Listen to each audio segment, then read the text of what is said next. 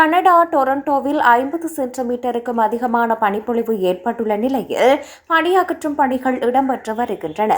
வீதிகள் மற்றும் நடைபாதைகளை சுத்தம் செய்ய பணியாளர்கள் இரவும் பகலும் உழைத்து வருகிறார்கள்.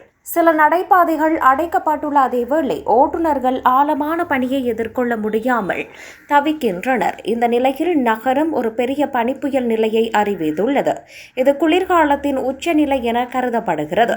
சுமார் 600 பனி உளவுகள் மற்றும் 1000 தொழிலாளர்கள் பனி அகற்றும் பணியில் ஈடுபடுத்தப்பட்டுள்ளனர். ஏற்கனவே பிரதான வீதிகளில் பலமுறை பனி அகற்றும் நடவடிக்கை முன்னெடுக்கப்பட்டதாக மேயர் ஒலிவியா சோ தெரிவித்துள்ளார். இதேவேளை குறுகிய தெருக்களில் பனிப்படலங்கள் மிக அதிகமாக உள்ளன.